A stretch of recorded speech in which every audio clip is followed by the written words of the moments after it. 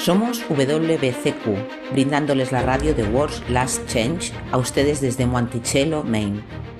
El anhelo de todo cristiano durante los últimos 2000 años ha sido ver al Salvador regresar y establecer un reino eterno en la tierra. Los acontecimientos en el mundo revelan que esto sucederá muy pronto. Siga escuchando para aprender cómo puede prepararse espiritualmente para los eventos finales de la tierra. Radio WLC está preparando a un pueblo para la vida en el reino terrenal de Yahuwah, que se establecerá en el inminente regreso de Yahushua a Cristo. Él mandará a sus ángeles con una gran trompeta, para que reúnan a sus escogidos de los cuatro vientos, desde un extremo de los cielos hasta el otro. Mateo 23:31.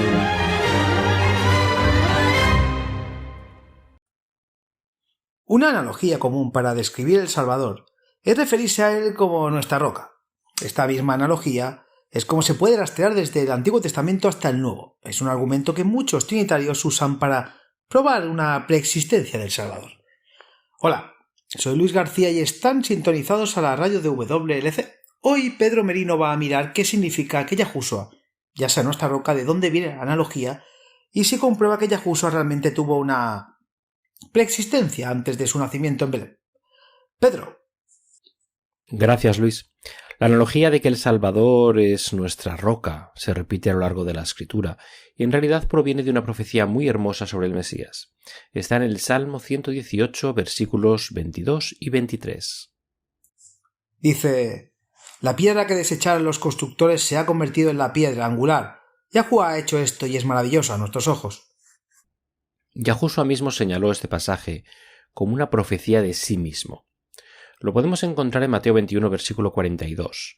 En este capítulo, Yahushua estaba compartiendo la parábola del dueño de una viña. Cuenta cómo, llegado el tiempo de la cosecha, envía sirvientes a recibir el fruto, pero los trabajadores de la viña atacan a los sirvientes, golpean a uno, matan a otro y apedrean al tercero. Retomemos la historia en el versículo 3. Envió de nuevo otros esclavos, más que los primeros, e hicieron que ellos de la misma manera.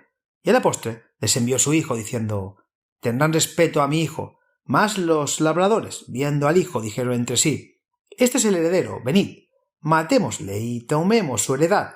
Y tomándole, le echaron fuera de la viña y le mataron. Pues cuando viniere el señor de la viña, ¿qué hará a aquellos labradores? Le dicen: a los malos destruirá sin misericordia, y su viña dará renta a otros labradores, que le paguen el fruto a su tiempo. Le dicen: a los malos destruirá sin misericordia, y su viña dará renta a otros labradores, que le paguen el fruto a su tiempo. Les dijo Jesús: ¿nunca leísteis en las Escrituras la piedra que los constructores despreciaron, que se ha convertido en la piedra principal? Esto lo hizo el Señor, y es cosa maravillosa a nuestros ojos. Mateo 21, 36-32. Entonces el Salvador está citando este mismo pasaje para advertir a sus oyentes del destino que les espera a todos los que rechazan el regalo de la salvación. Ese mismo salmo se cita aplicándose a Cristo en Marcos 12:10, Lucas 20:17 y 1 Pedro 2:7. En Hechos 4, versículo 11, Pedro le dice sin rodeos al Sanedrín que Cristo, cito, es la piedra desechada por vosotros los edificadores, la cual ha venido a ser la principal piedra del ángulo. Este es un tema que se desarrolla y expone a lo largo de las Escrituras. Ahora la parte que muchos cristianos usan como prueba de que Yahushua es divino y tuvo una preexistencia se encuentra en 1 Corintios 10, versículo 1-4. Vayamos ahí para que podamos ponerlo en contexto. Además, hermanos, no quiero que ignoréis que todos nuestros padres estuvieron bajo la nube. Todos pasaron por el mar, todos fueron bautizados en Moisés en la nube y en el mar. Todos comieron el mismo alimento espiritual y todos bebieron la misma bebida espiritual, porque bebieron de esa roca espiritual que los seguía, y esa roca era Cristo. Podemos ver cómo, si no supieras nada mejor, uno puede extrapolar de este pasaje, asumir que Yahushua tuvo una preexistencia, porque dice aquí mismo en el versículo 4, bebieron de esa roca espiritual que los guía, y esa roca era Cristo. Claro. Entonces supongo que una mejor pregunta sería: ¿cómo explicas este versículo si crees que Yahushua no tuvo una preexistencia? Porque no creo que fue así. Y sé que tú tampoco lo crees, así que ¿qué vamos a hacer con este pasaje? Bueno, esto se relaciona con la creencia trinitaria de que Yahushua, como hijo de Yahuwah, es en realidad la tercera persona de la divinidad, o Dios el Hijo. Obviamente, si es realmente divino, tendría que haber tenido una preexistencia. Vayamos a Deuteronomio 32 y leamos los versículos 3 y 4. Proclamaré el nombre de Yahuwah. Oh, alabad la grandeza de nuestro Elohim. Eres la roca. Sus obras son perfectas y todos sus caminos son justos. Una deidad fiel que no hace nada malo, recto y justo es él. Esta es una declaración muy clara de las Escrituras de que Yahuwah es la roca de nuestra salvación. Pasemos ahora al Salmo 18, versículos 2 y 31. Este es un pasaje que aclara quién es la roca. Yahuwah es mi roca, mi fortaleza y mi libertador. Mi Dios es mi roca, en quien me refugio, mi escudo y el cuerno de mi salvación, mi fortaleza. El versículo 31. ¿Por qué? ¿Quién es Dios o Eloá además de Yahuwah? ¿Y quién es la roca sino nuestro Dios o Elohim? Una vez más, esta es una declaración muy clara de que Yahuwah es la roca. Ahora muchos trinitarios argumentarán que fue Yahushua, en su forma preexistente, quien acompañó a los hijos de Israel en sus andanzas por el desierto, dado que las Escrituras establecen claramente que Yahuwah es la roca divina, y dado que Pablo parece ubicar a Yahushua en el desierto como la roca de la que bebieron los israelitas, entonces la conexión parece ser clara. Yahushua también es divino y tuvo una preexistencia. Claro, puedes ver cómo se podría hacer esa conexión. El problema, sin embargo, es que cuando miras muy de cerca esta interpretación, empiezan a aparecer algunas inconsistencias realmente serias. El primero es el uso de la palabra Cristo. La única vez que escuchas esa palabra es en conjunto con Yahushua. Exacto. Es casi como si Cristo fuese el apellido de Yahushua. Yahushua Cristo. Pero no lo es. Cristo es simplemente la traducción al español de la palabra griega Christos. Christos a su vez es simplemente la traducción griega de la palabra hebrea Mesías. La palabra Mesías aparece en nuestras traducciones al español solo 2 veces, y ambas veces se encuentran en Daniel 9. Ah, sí. Recientemente tuvimos un programa sobre Daniel 9. Dice: debes saber y entender esto. Desde el momento en que se ordene restaurar y reconstruir Jerusalén hasta el Mesías príncipe, han de pasar 7 semanas, y las calles y murallas reconstruidas de Jerusalén durarán 62 semanas. Pero serán tiempos de mucha angustia. Después de las 62 semanas el Mesías será cortado. Jerusalén y el templo serán destruidos por la gente de un rey que vendrá. El fin llegará de pronto como una inundación, y hasta el fin seguirán la guerra y las destrucciones que han sido determinadas. Daniel 9, 25-26. ¿Estás diciendo que esa es la única vez en las Escrituras que aparece la palabra Mesías? Pero, ¿y qué de Isaías? ¿Qué pasa con las profecías del Salvador? Seguro que tiene que aparecer ahí. La palabra original aparece en todo el Antiguo Testamento, pero solo se traduce al español como Mesías, las 2 veces que aparece en Daniel 9. En hebreo la palabra es Mashiach. Tenga en cuenta el énfasis en la segunda sílaba y se usa mucho, pero generalmente se traduce como el ungido. No veremos todos, hay demasiados, pero veamos al menos un par de ejemplos del uso de Mashiach en el Antiguo Testamento. Vayamos a 1 Samuel, capítulo 24, versículos 4 al 6. Recordarás cómo cuando Saúl perseguía a David para matarlo, una vez entró en una cueva para ir al baño. Los hombres de David le dijeron: oye, esta es tu oportunidad. Termina con su miserable vida ahora y todos podremos irnos a casa. Leamos la respuesta de David y veamos si puedes averiguar dónde aparece Mashiach o el Mesías en este versículo. Aparece 2 veces. Y David se levantó y cortó un secreto, una esquina de la túnica de Saúl. Ahora bien, aconteció después de que el corazón de David se turbó porque había cortado el manto de Saúl. Y él dijo a sus hombres: Yahuwah me libre de hacer esto a mi amo, el ungido de Yahuwah, de extender mi mano contra él, ya que él es el ungido de Yahuwah. ¿Dónde aparece Mashiach? ¿Ungido? ¿El ungido de Yahuwah? Así es. Hay muchos Mesías en la Biblia. Yahushua era solo uno. Saúl era el Mesías de Yahuwah, David era el Mesías de Yahuwah, así fue Abraham. Estas eran personas apartadas y ungidas por Yahuwah. De hecho, incluso los ángeles pueden ser Mesías en ese sentido. En Zacarías 4 se le mostró al profeta 2 olivos que goteaban su aceite directamente en los tubos que suministraban combustible al candelero de 7 brazos. Cuando Zacarías preguntó qué representaban, el ángel le dijo: estos son los 2 ungidos que están junto al Señor y el soberano o el adorado de toda la tierra. Entonces, literalmente, estos son los dos Mesías, los dos Cristos. Sí, dependiendo del idioma del que estés traduciendo. Eso suena raro. Lo sé, pero es importante que leamos e interpretemos las escrituras tal como se pretendía que se leyeran en el original. Ahora bien, la venida del Mesías, el prometido, es un tema que encontraste entretejido a lo largo de todo el Antiguo Testamento. Veamos cómo se refirió a él en Génesis 3:15. Esta es la primera promesa del Mesías hecha en el momento de la caída. ¿Qué dice? Y pondré enemistad entre tú y la mujer, y entre tu simiente y la simiente de ella. Él te herirá en la cabeza y le herirás en el calcañar. Ahora pasa unos cuantos capítulos a Génesis 22, versículo 18. Esta es una promesa dada a Abraham cuando mostró que estaba dispuesto a sacrificar a Isaac. En tu simiente serán benditas todas las naciones de la tierra por cuanto obedeciste a mi voz. En Gálatas 3, versículos 16 y 19, Pablo se refiere a esa misma promesa. Ahora bien, Dios hizo sus promesas a Abraham y a su descendencia. La Escritura no habla de descendencia en plural, sino en singular, dice, y a tu descendencia, la cual es Cristo. Entonces, ¿para qué sirve la ley?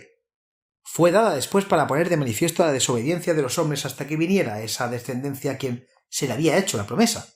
La ley fue proclamada por medio de ángeles, y Moisés sirvió de intermediario. Gálatas es importante porque está conectando la semilla a Yahushua. Génesis 49:10. Esto fue de cuando Jacobo estaba en su lecho de muerte y bendiciendo a sus hijos. ¿Qué dice ahí? El cetro no se apartará de Judá, ni la vara de gobernante de entre sus pies, hasta que venga Silo. Así que aquí se muestra que el Mesías prometido vendrá a través del linaje de Judá. En 1 Crónicas 5:2 dice: sin embargo, Judá prevaleció sobre sus hermanos, y de él salió un gobernante, aunque la primogenitura era de José. Una vez más, Yahushua descendió de Judá. El rey David también lo hizo, por lo que Yahushua fue llamado la simiente de David. Leamos 2 Timoteo 2, versículo 8. Recuerden a Yahushua Cristo, resucitado de entre los muertos, descendiente de David. Nuevamente el Mesías descendió de David, quien descendió de Judá. Echemos un vistazo a Isaías 11, versículos 1 y 10. Dice: saldrá una vara del tronco de Jesé, y un retoño brotará de sus raíces. ¿Y el versículo 10? Y en ese día habrá una raíz de Jesé, quien se erigirá como estandarte para el pueblo, porque los gentiles lo buscarán, y su lugar de reposo será glorioso. Podemos ver que en todos esos pasajes la palabra simiente significa descendiente. Yahushua era la simiente de David, quien era la simiente de Isaí. Ellos a su vez eran la simiente de Judá, quien era descendiente de su bisabuelo Abraham. El punto importante en el que quiero que se concentre es que se predijo que la simiente prometida surgiría de la raza humana. Sé que suena obvio, pero lo voy a decir de nuevo. Se profetizó que la simiente prometida, el Mesías, surgiría de la raza humana. No hay absolutamente nada en todas las profecías del Antiguo Testamento que sugiera o incluso insinúe que el Mesías ya existía, en alguna otra forma. Entonces, cuando volvemos a ver lo que Pablo dijo acerca de que Yahushua era la roca de la cual bebieron los israelitas, tenemos que echar un segundo vistazo a la suposición de que Pablo quiso decir que Cristo estaba literalmente ahí. Sí, porque para Pablo declarar que Yahushua estuvo personalmente con los hijos de Israel en el desierto sería contradecir las palabras de los profetas del Antiguo Testamento. Todos los cuales, si tenía algo que decir sobre el tema, dijeron que el Mesías se levantaría en el tiempo futuro. El Mesías aún se levantaría de entre la raza humana. No puedes tener eso y tener un Cristo preexistente. Los dos conceptos son diametralmente opuestos entre sí. Nutrición para la mente y consciencia. Sustantivos, pronombres, verbos, adverbios, conjunciones, participios. Pasado participio, predicados, predicados nominativos, infinitivos, infinitivos divididos, modificaciones colgantes. ¿Ya se han puesto los ojos vidriosos? Si eres como yo, aprendiste que diversas partes del discurso solo para aprobar el examen en la escuela y luego se olvidó rápidamente de todo al pasar los temas más interesantes.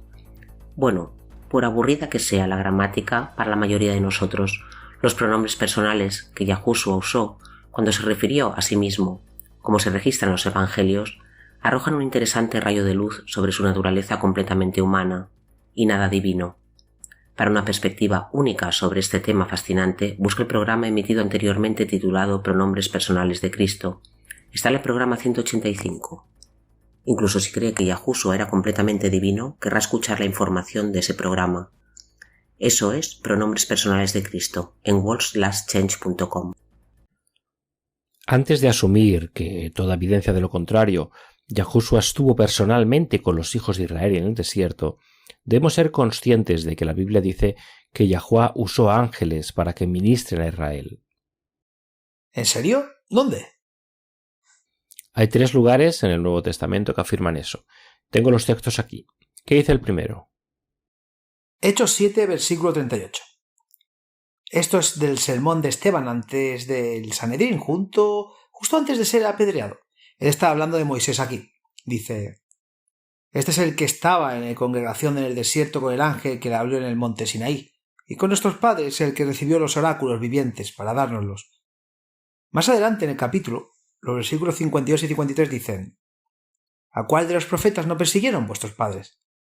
Y mataron a los que anunciaron la venida del justo, de quien vosotros ahora os habéis convertido en traidores y homicidas, que habéis recibido la ley por mandato de los ángeles y no lo habéis guardado.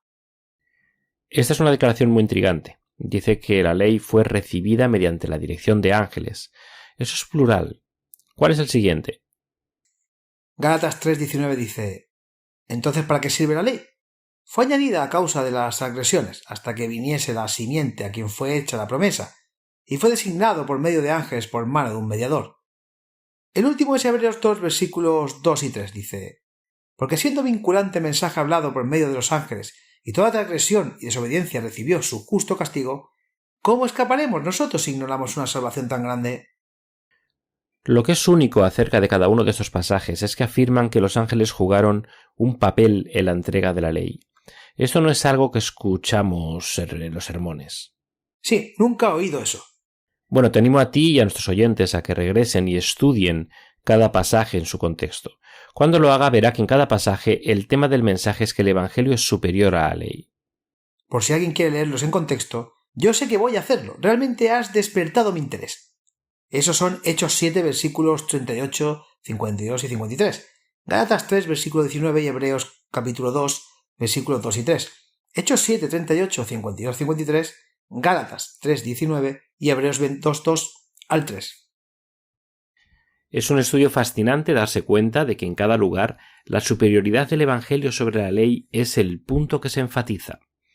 Ahora, la razón por la que esto es tan importante para la discusión de hoy es que este énfasis prueba que Yahushua no pudo haber estado presente cuando la ley fue dada en el monte Sinaí, ni tuvo nada que ver con ministrar a los israelitas mientras vagaban por el desierto. ¿Por qué dices eso? No veo por qué eso haría algún tipo de diferencia. Sí, el Evangelio es superior a la ley. Bien, pero ¿por qué la presencia o ausencia de Yahushua debería hacer una diferencia? No veo el punto. Porque Yahushua era el antitipo de todos los tipos a los que apuntaba la ley. Los corderos que fueron sacrificados, esos eran tipos. Yahushua, como el cordero de Yahuwah que quita el pecado del mundo, fue el gran antitipo. Él era el cumplimiento. Puedo ver eso. Entonces, ¿qué quiso decir Pablo cuando dijo que la roca era Cristo? Bueno, estamos tratando con símbolos. Podemos decir que la roca tipificó a Yahushua. Era un tipo, apuntando hacia un cumplimiento futuro. La roca representaba a Cristo. No es tan inusual en la Biblia que los verbos del ser establezcan una conexión entre Yahushua y algo que lo simboliza. Por ejemplo, bueno, Juan 10, versículos 7 al 9, Yahushua da la parábola del buen pastor.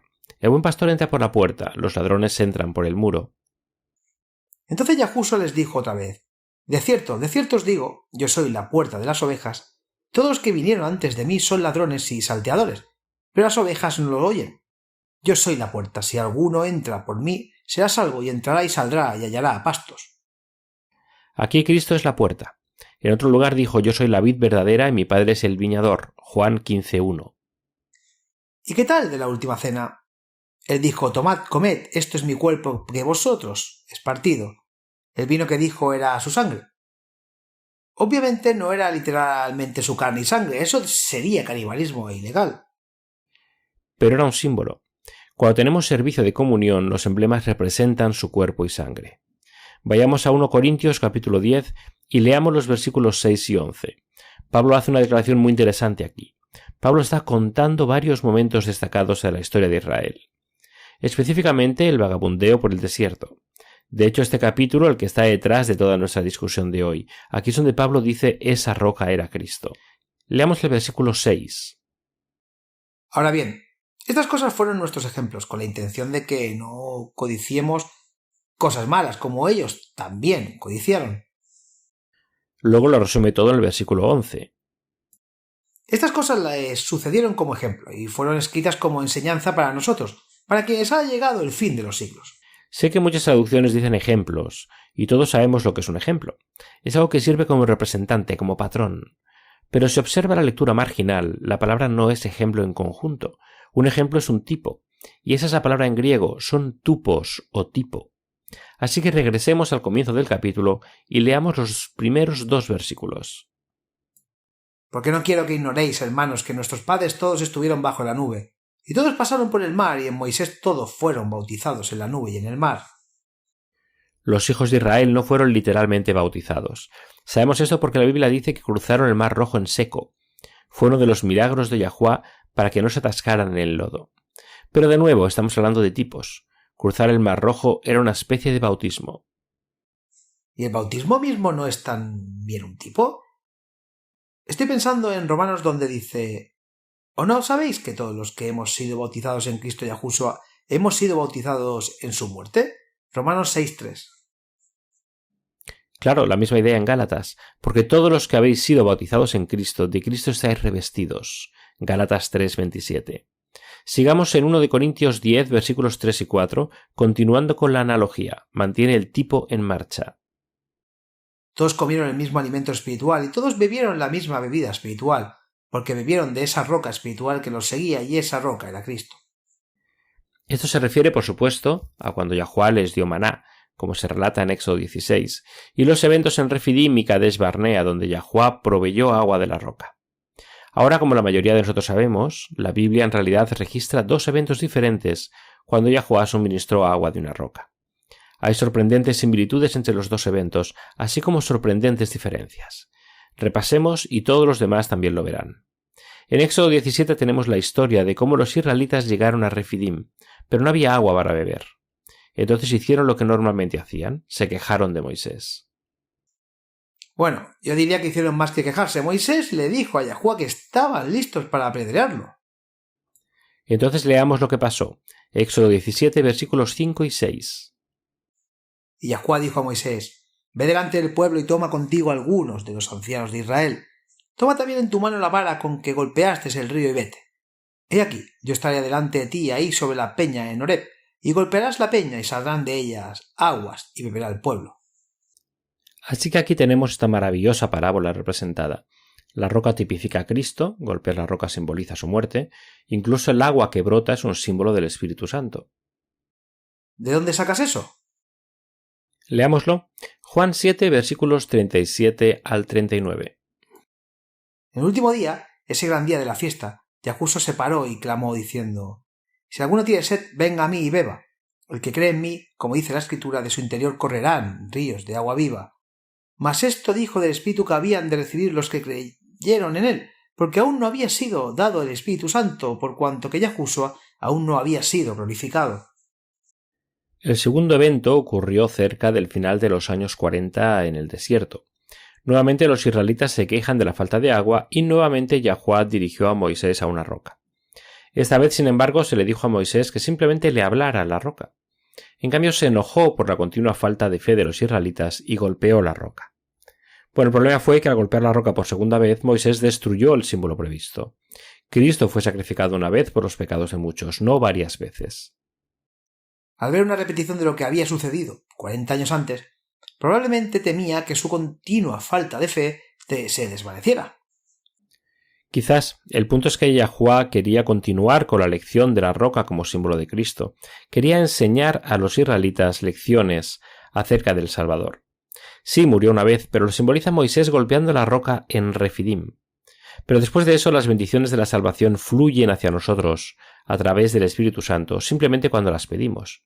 Golpear la roca por segunda vez destruyó la analogía. Al tener esos 2 incidentes con la roca, uno al comienzo de la peregrinación por el desierto, el otro al final, podemos ver simbolizada la presencia del Salvador en cada paso del camino sobre nuestras andanzas por el desierto a lo largo de la vida. Eso es realmente hermoso, incluso con la analogía destruida por la acción temeraria de Moisés. Todavía puedes ver lo que pretendía ser. Eso es bastante profundo y reconfortante. Sí, eso es lo que Pablo quiso decir cuando dijo que bebían de la roca espiritual del que los seguía. Obviamente una roca literal no puede tener patas y vagar tras su estela durante 40 años. Estamos tratando con símbolos aquí, pero esto no comprueba una preexistencia de Cristo. Tenemos que recordar que Pablo estaba escribiendo a una audiencia cristiana que entendía los símbolos cristianos. Él está aplicando esos símbolos al deambular por el desierto y enseñando la lección de que Cristo, el gran antitipo de la roca literal en el desierto, nos acompaña a lo largo de la vida, siempre ahí para ser un escudo y un consuelo para sus hijos. Manténgase al tanto, ya volvemos con el email diario de hoy. En camino a conocerte la luz se aclara. La ciudad de Jerusalén tiene una historia fascinante, mucho más que la antigua capital de la dinastía davídica de Israel. Sus raíces se extienden profundamente en el pasado brumoso, hasta los días de Abraham, Isaac y Jacob. De hecho, la tradición afirma que es la ubicación original del jardín del Edén. Incluso el Calvario, conocido como el lugar de la calavera, tiene fama de haber sido el lugar del entierro de Adán.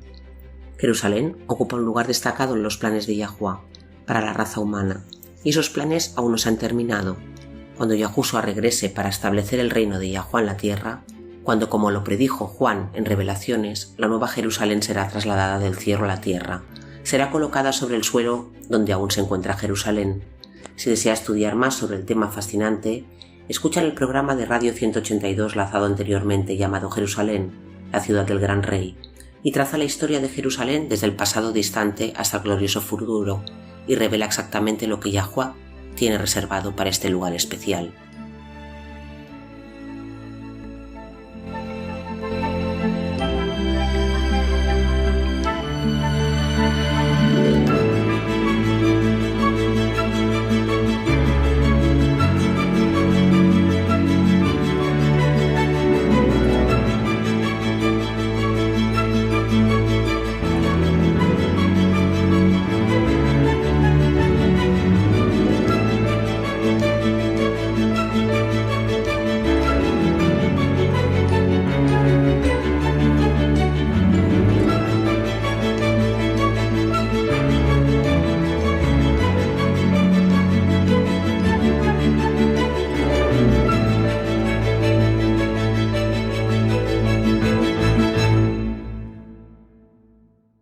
La pregunta de hoy proviene del país que opera y mantiene los sistemas GPS del mundo.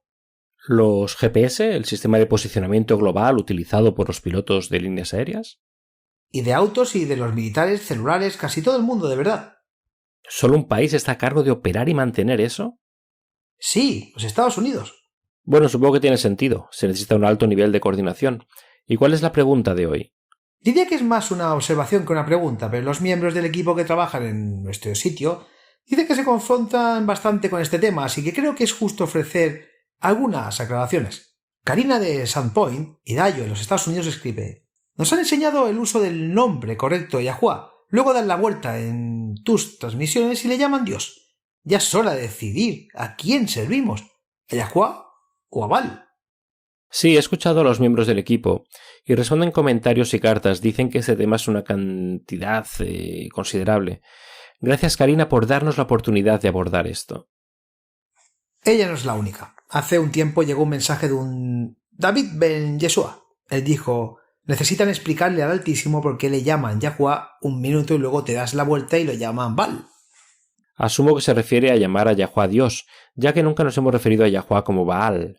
Es una pregunta justa. Enseñamos y creo firmemente que Yahuwah es el nombre de nuestro Creador y las Escrituras nos insta repetidamente a invocar su nombre, por lo que definitivamente se supone que debemos usarlo. Esto se perdió cuando se tradujo la Biblia, porque los traductores insertaron el título genérico Señor en lugar de su nombre real. Lo cual, como hemos cubierto en programas anteriores, se supone que no debemos hacer. ¿Cómo podemos invocar el nombre de Yahuwah, como nos insta repetidamente las Escrituras, cuando no sabemos cuál es el nombre? Pero veamos el razonamiento detrás de por qué algunas personas dicen que no debemos usar la palabra Dios y por qué, a pesar de esto, a veces lo hacemos. Vayamos a Éxodo 23 y comencemos con el versículo 10 para que entendamos el contexto. 6 años sembrarás tu tierra y recogerás su producto, pero el 7º año la dejarás descansar inactivo para que coman los pobres de tu pueblo, y lo que quede lo comerán las bestias del campo. Así harás con tu viña y tu olivar. 6 días harás tu trabajo y el 7º día descansarás, para que descanse tu buey y tu asno, y tome refrigerio el hijo de tu sierva y el extranjero. Éxodo 23, 10-2. Estas son instrucciones muy importantes que el pueblo de Yahuwá debe tomar en serio. Los versículos 10 y 11 explican cómo cada 10 años deben dejar descansar la tierra. Esto puede no parecer importante para los creyentes de hoy, pero en otras partes de las Escrituras se nos dice que la razón por la que los israelitas pasaron 70 años en cautiverio en Babilonia fue por no dejar descansar la tierra. Así que como muchos años sabáticos se negaron a dejar descansar la tierra. Esa es la cantidad de años que la tierra descansó mientras estuvieron en Babilonia. También tenemos aquí una repetición del mandamiento del Sabbat. Una vez más, instrucciones muy solemnes y muy importantes que deben tomarse literalmente. Ahora, teniendo esto en mente, leamos el siguiente versículo. En todo lo que te he dicho, sé prudente y no menciones el nombre de otros dioses, ni dejes que se escuche de tu boca. Éxodo 23:13. Este texto es la base de por qué muchos creyentes muy sinceros sienten que la palabra Dios nunca debe aplicarse a Yahuwá. Veamos un texto más, Oseas 2:17. Esto trae otro elemento, esto cita a Yahuwá. Porque quitaré de su boca los nombres de los Baales, y nunca más serán recordados por su nombre. Hay dos partes en este tema del uso de nombres paganos. La primera es, ¿usamos la palabra Dios para aplicarla a Yahuwá cuando es una palabra que también se aplica a dioses falsos? El segundo es el uso de palabras paganas. Entonces veamos esto. Antes de continuar, creo que es justo compartir que hay miembros del equipo de WLC que están de acuerdo con Karina y David. Son miembros muy importantes de nuestro equipo y realmente los respetamos. También creen que la palabra Dios nunca debe usarse para referirse a Yahuwá. Así es, gracias Luis. La pregunta que se nos hizo como parte del equipo es lo que voy a responder. Pero hay algunos miembros del equipo que no están de acuerdo. No hay duda de la sinceridad de todos los miembros del equipo, por lo que nos damos la libertad religiosa de seguir las convicciones individuales, sabiendo que si seguimos estudiando, el Espíritu Santo nos llevará a todos a las mismas verdades. Volvamos a nuestro primer punto. Algunas personas creen que nunca debemos usar palabras para aplicarlas a Yahuwá, las cuales se usan para aplicar a dioses falsos, y obviamente la palabra Dios es un excelente ejemplo de eso. La palabra Dios proviene de la palabra hebrea Eloá y significa literalmente Dios. Bueno, eso tiene sentido. Estamos tratando con diferentes idiomas. El inglés es una lengua germánica de la familia de las lenguas indoeuropeas. El Dios en inglés se origina con la palabra alemana Gott. Como dijiste antes, esa es simplemente la palabra que Eloá, que Yahuwá asignó a los antepasados de nuestro idioma cuando confundió los idiomas en Babel. Elohim es la forma plural de la palabra y significa dioses o diosas. Era un recurso literario hebreo usar esta misma palabra plural para aplicarla a Yahuwá, porque pluralizar la palabra mostraba un mayor respeto. También harían esto cuando usaran Elohim para referirse a magistrados u otros personajes importantes. Veamos algunos usos de Elohim en las Escrituras. Probablemente el más famoso está en Génesis 1:1. En el principio Elohim creó los cielos y la tierra. Sabemos que fue Yahuwá quien creó el cielo y la tierra, pero esa no es la palabra que usó Moisés. Aunque conocía el nombre divino, lo usó en Génesis 2. Moisés usó la palabra hebrea para Dios y la aplicó a Yahuwá. El Antiguo Testamento se refiere repetidamente a Yahuwá como Elohim, pero ese no es su nombre. Es simplemente un título y la palabra divinidad o Dios. ¡Oh, dioses! El punto al que me refiero es que ya sea que la palabra sea Eloá, El o Elohim, todo significa lo mismo. Y se usó las escrituras de la misma manera que usamos la palabra Dios en español. Se aplicó tanto a Yahuwá como a los dioses falsos. Entonces esta idea de que no puedes usar el mismo vocabulario para describir a Yahuwá que usas para dioses falsos no es bíblico. Veamos algunos ejemplos en las Escrituras. Vayamos a Éxodo 20, los primeros 3 versículos, y quiero que lo lean tal como dice la traducción moderna. Y habló Dios todas estas palabras diciendo: Yo soy el Señor tu Dios, que te saqué de la tierra de Egipto, de la casa de servidumbre. No tendrás dioses ajenos delante de mí. Quiero que lo leamos de nuevo, pero esta vez quiero que quites los títulos en español e insertes los títulos en hebreo y el nombre divino como aparecen en el original. Y habló Elohim todas estas palabras diciendo: Yo soy Yahuwah tu Elohim, que te saqué de la tierra de Egipto, de la casa de servidumbre. No tendrás otros Elohim delante de mí. Así que cuando Yahuwah pronunció la ley de los 10 mandamientos desde el Sinaí, él mismo usó el equivalente hebreo de la palabra en español Dios y lo aplicó tanto a sí mismo como a todos los demás dioses falsos.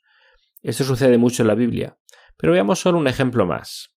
Josué 23:16, y otra vez quiero que lo leamos primero tal como aparece en español moderno. Esto es parte del discurso de despedida de Josué a Israel. Cuando traspaséis el pacto del Señor vuestro Dios, que Él os ha mandado, y anduviereis y sirviereis a dioses ajenos, y os postraréis ante ellos, entonces la ira del Señor se encenderá contra vosotros, y pareceréis pronto de la buena tierra que Él os ha dado. ¿Y con el nombre divino y los títulos hebreos restablecidos? Cuando hayas transgredido el pacto de Yahuwah tu Elohim, que Él te ordenó, y hayas sido y servido a otros Elohim, y te hayas inclinado a ellos, entonces la ira de Yahuwah se encenderá contra ti, y te perecerás rápidamente de la buena tierra que os ha dado. Aquí nuevamente tenemos otro de los muchos pasajes de las Escrituras donde la palabra Elohim, Dios, se usa para referirse tanto a dioses falsos como a Yahuwah. Un pensamiento que acaba de golpearme. Todos estamos de acuerdo en que está mal ocultar el nombre de Yahuwah detrás del título genérico Señor. Sin embargo, ¿hemos estado en peligro de hacer lo mismo pero al revés? En nuestros programas, así como en nuestros artículos, hemos escrito en mayúscula la palabra Elohim y la aplicamos estrictamente a Yahuwah. Pero en el hebreo no tenía mayúscula, por lo que estamos elevando una palabra que no es un nombre y usándola como nombre, y estamos usando un título genérico y aplicándolo estrictamente a Yahuwah cuando se aplica a la escritura, tanto al Dios real como a todos los demás dioses falsos. Eso es algo de considerar, y hay un problema con eso. Si se usa Elohim para referirse exclusivamente a Yahuwah, entonces estamos haciendo precisamente lo que hicieron los autores de la Biblia y convertimos un título en el santo nombre, y eso está mal. Pero más que eso, y aquí es donde se vuelve realmente problemático, si decidimos que no podemos usar palabras para Yahuwah que también se aplican a dioses falsos, entonces estamos limitando nuestra capacidad de comunicar importantes conceptos. Y eso es algo que ni siquiera los escritores de la Biblia hicieron. Es por eso que la mayoría de los creadores de los contenidos de WLC se inclinan por usar la palabra Dios. Restringir tu vocabulario, restringe tu habilidad para comunicarte. Dios es un título genérico. Nunca debemos reemplazar el nombre divino. Pero si conviertes el título genérico de Elohim en otro nombre divino, si quitas la palabra Dios de tu vocabulario, no podrás hacer las declaraciones de comparación que hace la misma escritura. Sí, como el primer mandamiento. Eso es una comparación. Yo soy el Dios que te sacó de Egipto. No tendrás dioses ajenos delante de mí. ¿Qué pasa con las declaraciones que distinguen entre dioses, como el único Dios vivo y verdadero, o mi Dios, o el Dios de Abraham? Esas también son declaraciones comparativas. Las escrituras repetidamente hacen comparaciones entre Yahuwah y todos los demás dioses. Pero este es mi punto, no puedes hacer comparaciones sin usar una palabra que se aplique a ambos. Es así de simple. Y los escritores de la Biblia ciertamente no se perjudicaron al negarse a usar una palabra que se aplicara a ambos. ¿Te diste cuenta de que la prohibición de Éxodo 23 en realidad no se refiere a Yahuwah en absoluto? Déjame leerlo de nuevo y verás lo que quiero decir. Dice: y en todo lo que os he dicho, sed prudentes y no hagáis mención del nombre de otros dioses ni se oiga de vuestra boca. No está diciendo que no podemos aplicar la palabra Dios a Yahuwah, está diciendo que no se mencionen otros dioses.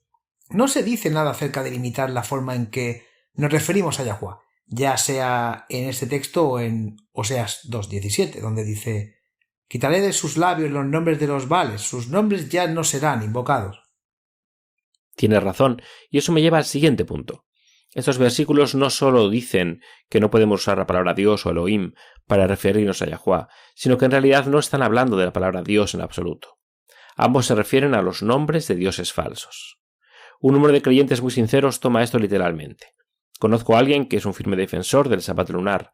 Cada vez que trata de compartir sobre el calendario bíblico, se encuentra con dificultades, porque la mayoría de las personas hoy en día no conocen la terminología bíblica para los días de la semana, y mucho menos los meses del año. A menudo se encuentra teniendo que referirse al miércoles o al viernes o lo que sea, a pesar de que ambas palabras provienen de los nombres de los dioses paganos.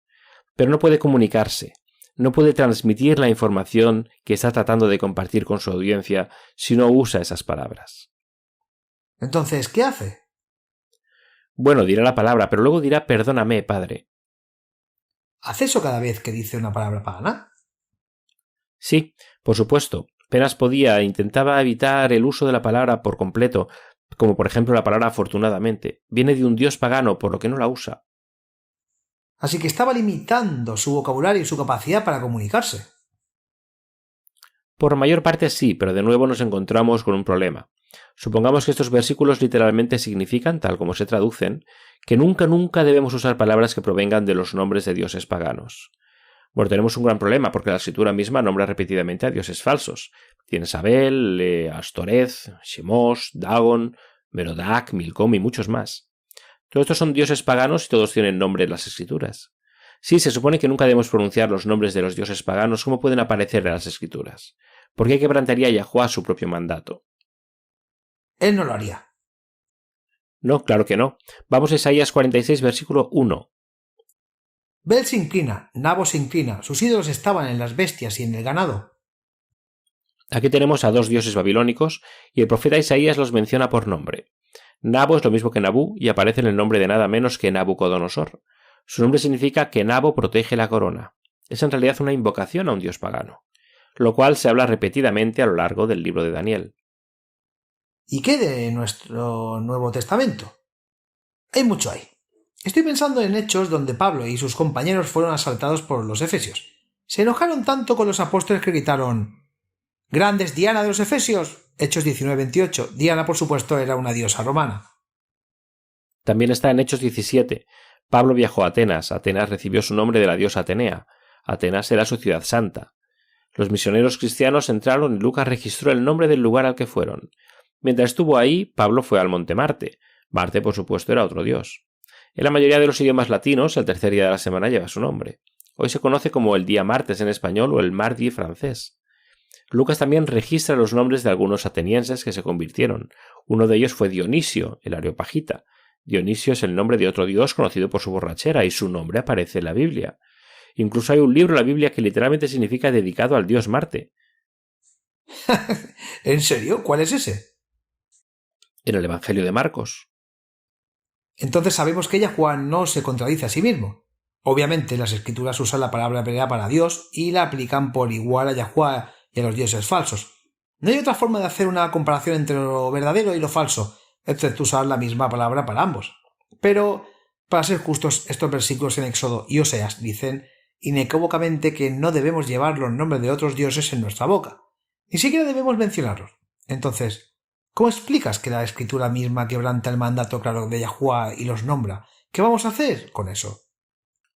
Tenemos que profundizar un poco más para obtener el verdadero significado. Si una lectura superficial de Éxodo 23:13 y Oseas 2:17 sugiere que ni siquiera debemos decir los nombres de los dioses paganos. Es por eso que hay personas como mi amigo que cuando descubre que no puede comunicarse de otra manera que decir una palabra que proviene de un dios pagano, inmediatamente dice perdóname, padre. Pero es una lectura superficial. Busquen la palabra mención en la concordancia de Strong, la palabra hebrea original. Es el número 2142. Viene de la palabra azacar, énfasis en la segunda sílaba. Dice recordar. Esto es interesante. Dice que la traducción de mencionar es solo por implicación. El significado real es quemar incienso, recordar y pensar. En otras palabras, adorar. Una traducción más precisa de Éxodo 23:13 se encuentra en la Nueva Versión Internacional. Dice, no invoques los nombres de otros dioses, no se oigan en tus labios. Invocar, por supuesto, significa pedir ayuda, orar con fervor. No debemos orar a otros dioses. No invoques a otros dioses en busca de ayuda. Eso es lo que es consistente con el resto de la Escritura. ¿Y qué hay de Oseas 2:17, donde dice que los dioses paganos no serán recordados más por su nombre? Busquemos la palabra recordado. Eso viene de la palabra. La misma palabra zacar. El verdadero significado de estos mandamientos es que no debemos reverenciar, no debemos quemar incienso o invocar los nombres de otros dioses, no debemos orarles. Ahora bien, esto no significa que no podamos decir literalmente sus nombres. Daniel 1:7 nos dice el nombre babilónico de Daniel. El eunuco puesto a cargo de los cautivos israelitas lo renombró Beltsasar. Beltsasar significa Beltis protege al rey.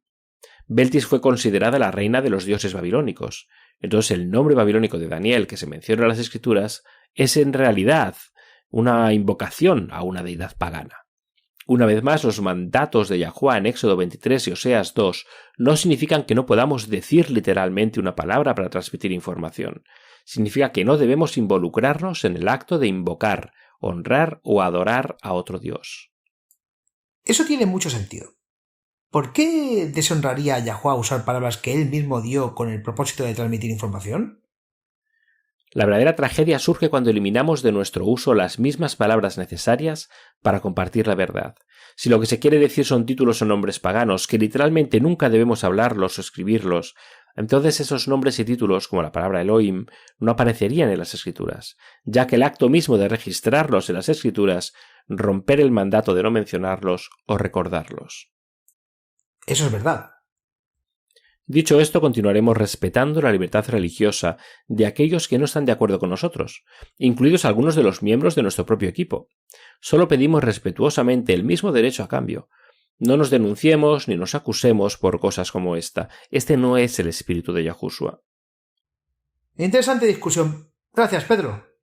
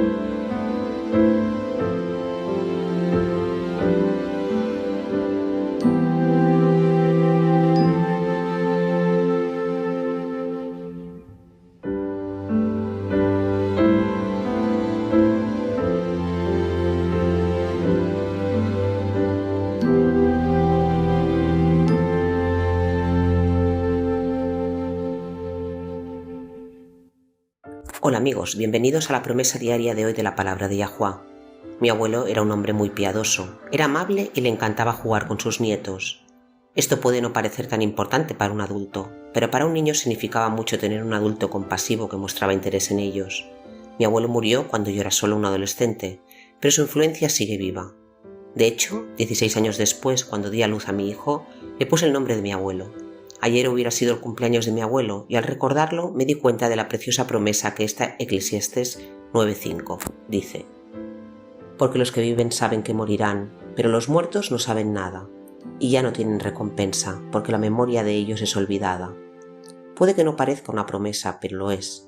Nos promete que nuestros seres queridos que han fallecido y no están sufriendo.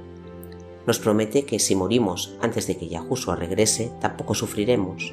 La muerte es como el sueño. Podemos saber que un día nos reuniremos con todos ellos y que aman a Yahuwah.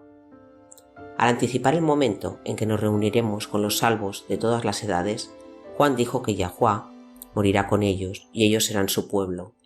Yahuwah mismo estará con ellos y será su Dios.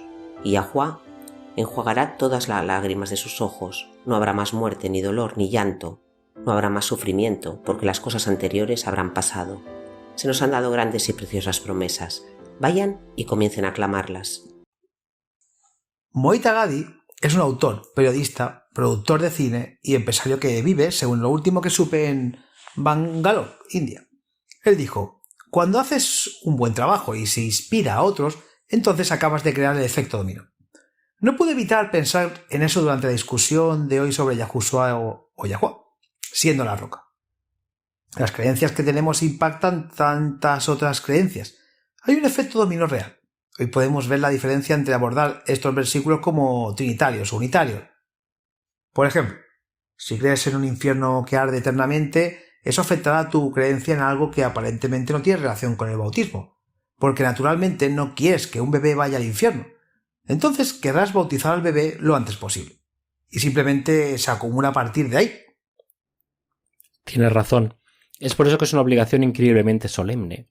Estar constantemente buscando más verdad y luz, ser como los bereanos, estudiando para ver si las creencias que tenemos son verdaderamente consistentes con la Biblia. Y la única forma en que lo sabremos es si realmente nos tomamos el tiempo para reexaminar nuestras creencias, porque nadie cree deliberadamente en el error. Todos asumen que sus creencias son correctas. Sí, pero tú y yo hemos experimentado solo porque crees que algo es verdad no significa que realmente lo sea. La discusión de hoy realmente hace comprender lo importante que es cavar en busca de la verdad y seguir cavando. Los nuevos entendimientos arrojan más luz sobre las creencias previamente sostenidas. Recuerdo haber leído una vez una declaración. La verdad puede soportar el peso de la investigación, y es verdad. Si una doctrina es verdadera, no perderá nada con echarle un segundo vistazo, y es posible que incluso encontremos algo nuevo que aprender. ¿Cuál es el principio más importante de tener en cuenta al estudiar y buscar nueva luz? Bueno, creo que a muchas personas se les ha enseñado a tener miedo de buscar nuevas ideas. Se les ha enseñado tal vez no en tantas palabras, pero la idea está ahí, que si consideran nuevas ideas, el diablo entrará como una inundación y serán engañados contra su voluntad, pero no es así como funciona Yahuwah. Él quiere que estudiemos y él mantendrá tu mente segura mientras lo haces. Pero no puedes decidirte que posees toda la verdad si no dedicas tiempo a estudiar por ti mismo. Cuando estudias por ti mismo, el espíritu de Yahuwah tiene tiempo para asentarte firmemente en ese punto. Y tal vez el Espíritu Santo te tranquilice para que te confirme que alguna idea está equivocada. Pero todavía tienes que estudiar por ti mismo para darle al espíritu la oportunidad de hacer eso. Entonces, en el estudio, ¿qué es lo más importante tener en cuenta? Oración y pedir guía divina, por supuesto, pero ¿qué más? Creo que es importante saber lo que significa estudiar con una mente abierta. La mayoría de las personas dirán que tienen una mente abierta, pero realmente no están estudiando con una mente abierta, si buscan comprobar que una nueva idea es incorrecta. Tal vez esté mal, pero eso no es estudiar con la mente abierta. Estudiar con una mente abierta significa estar dispuesto a aceptar la nueva idea si el Espíritu Santo te convence de que es verdad. También significa estar dispuesto a dejar de lado ideas preconcebidas y prejuicios. Eso no es fácil, pero si quieres llegar a la verdad es muy importante hacerlo. Eso es verdad.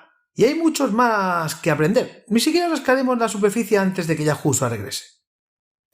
Pero podemos divertirnos al comenzar y que los efectos dominó nos enseñen aún más. Esperamos que nos acompañe nuevamente mañana. Hasta entonces, recuerde, Yahuwah nos ama. Y en él está segura tu confianza.